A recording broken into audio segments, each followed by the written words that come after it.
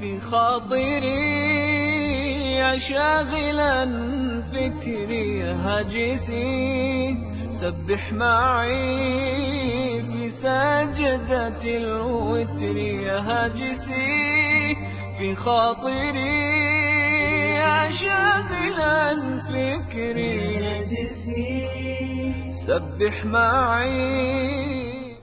عجیب و غریب بات ہے. اسلام کا نظام تو یہ ہے کہ بد نظری نہ ہو، بد نظری نہ ہو. غیر محرم کو ہاتھ لگانا، زنا کرنا تو بڑی دور کی بات ہے.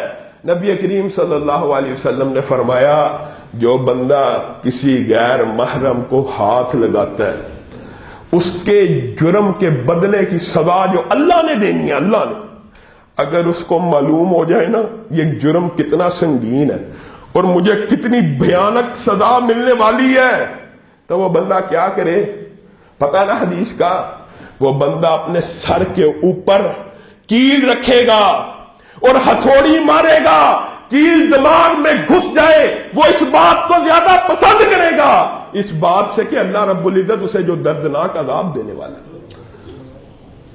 سر کے اوپر کیل رکھ کر خودکشی کر لے انسان. اس بات کو صرف اگر اس کو یہ پتا لگ جائے نا کہ مجھے کتنی عبرتناک سزا ملنے والی ہے، خودکشی کر لے. اور دوسری روایت کے الفاظ کیا ہے؟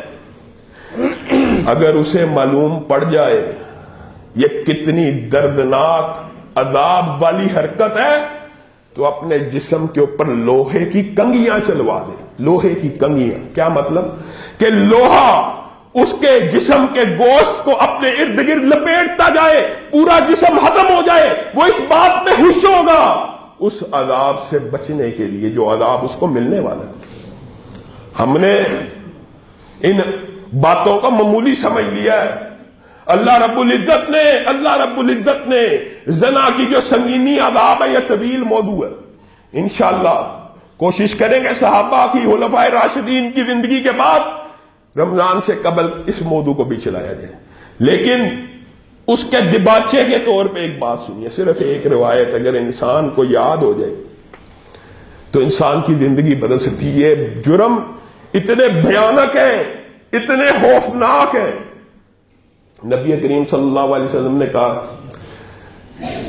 کوئی بندہ اپنے بھائی کو یہ ڈیوٹی لگا کے جائے کہ میں جا رہا ہوں جہاد پہ، میں کسی کام جا رہا ہوں، مفہوماً بیان کرتا ہوں، میں اللہ کے راستے میں جہاد پہ جا رہا ہوں، تم میرے گھر والوں کا خیال رکھنا، ان کو کوئی ضرورت پڑ جائے ان کا خیال رکھنا، ذمہ داری لگا جائے. اب وہ بندہ جس کی ڈیوٹی لگی ہوئی ہے وہ کیا کرے؟ کیا خیانت کرے؟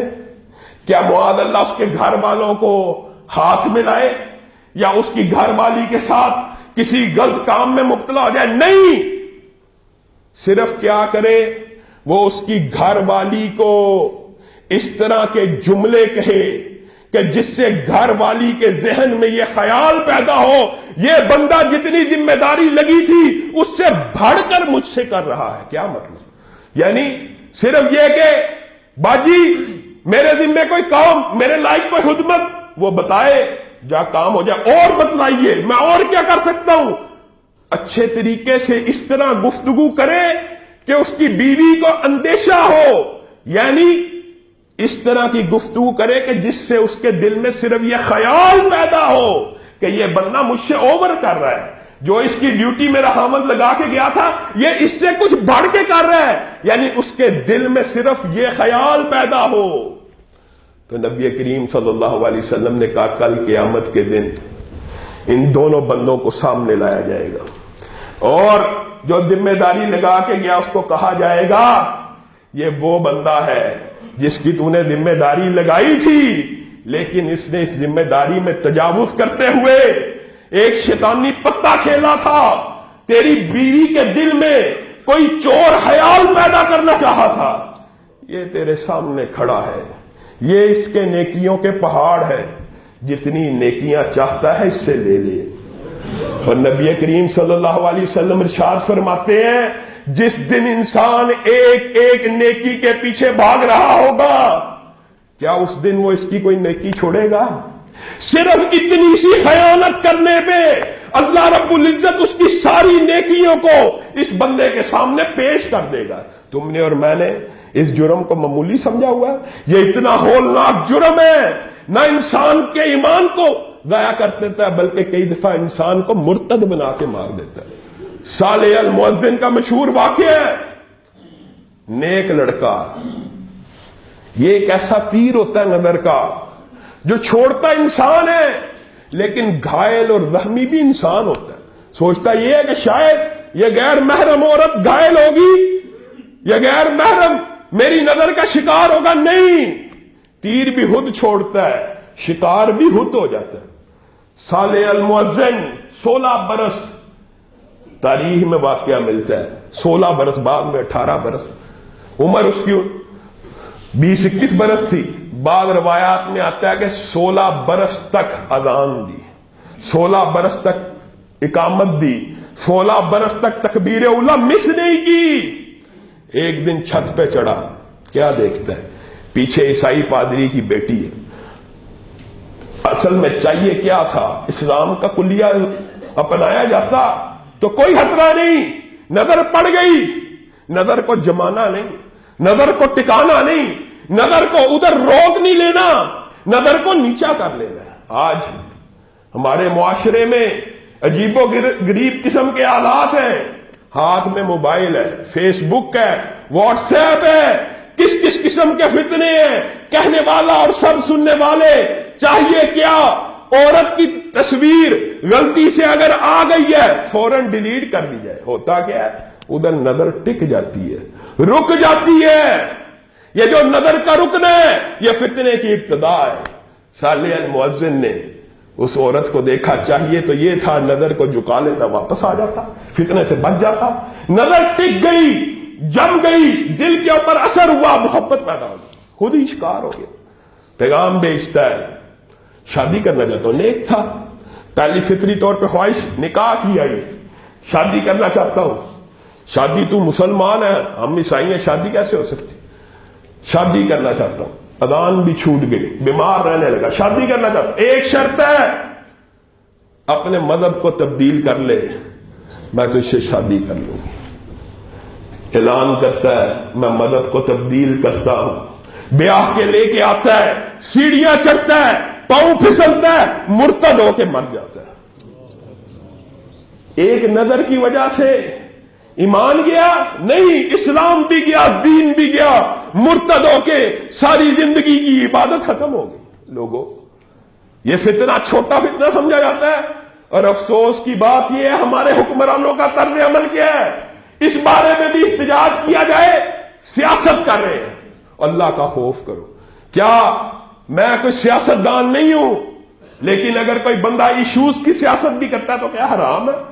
تم نے ختم نبوت کے اوپر بھی اس کو سیاسی بنا دیا، حرمت رسول اس کو سیاسی بنا دیا، مودی کا مسئلہ اس کو سیاسی بنا دیا، کلبھوشن کا مسئلہ یہ سیاسی بنا رہے ہیں. اب زینب جیسی بیٹی، اس کے مجرم کو سزائے موت ہونی چاہیے کہ نہیں؟ دل سے بتاؤ، اس کو سزائے موت ہونی چاہیے کہ نہیں؟ اس کو پھانسی پر لٹکایا جانا چاہیے کہ نہیں؟ اگر میں اور آپ احتجاج کے لیے نکلتے ہمیں ہی گولیاں مار دیں. 2 بندے مار دیے. یہ کیسی حکومت ہے؟ یہ انصاف کی حکومت ہے؟ یہ کس قسم کا دور ہے؟ اللہ کی قسم، اس زمین کے اوپر امن اگر پیدا ہوگا، اگر انصاف اگر پیدا ہوگا تو اس نظام سے پیدا ہوگا کہ جس نظام کے سرحیل نبی کریم صلی اللہ علیہ وسلم نے کیا کہا تھا؟ لو ان فاطمہ بنت محمد سرقت لقطعت یدہا. اور تم بنو مخزوم کی فاطمہ کی بات کرتے ہو، اگر حسنین کی مادر محترم فاطمہ بھی چوری کرے گی تو میں محمد صلی اللہ علیہ وسلم اس کے ہاتھوں کو بھی کاٹ ڈالوں گا. انصاف یہ ہے، قصاص یہ ہے. اسلام کے اندر جب تک آپ چور کا ہاتھ نہیں کاٹیں گے، ڈاکو کو سزائے موت نہیں دیں گے، زنا بالجبر والوں کو سزائے موت نہیں دیں گے، تو معاشرے میں امن و امان پیدا نہیں ہوگا. امن و امان، ڈکیتی اور زنا اسی نبی کی شریعت سے ختم ہوگا، اسی نبی کی شریعت سے جس نے صرف اپنی بہن بیٹی اپنی بہنوں کی، اپنی بیٹیوں کی آبرو کا تحفظ نہیں کیا، بلکہ غیروں کی بیٹیوں کی آبرو کا بھی تحفظ کیا۔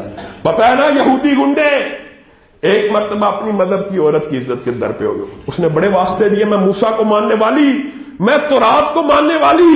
گنڈا صرف گنڈا ہوتا ہے، بدماش بدکار صرف بدکار ہوتا ہے۔ نبی کریم صلی اللہ علیہ وسلم نے فرمایا جب زانی زنا کر رہا ہوتا ہے وہ اس وقت تک مومن ہی نہیں ہوتا، ایمان قمیض کی شکل میں باہر اس کے اندر سے نکل جاتا ہے۔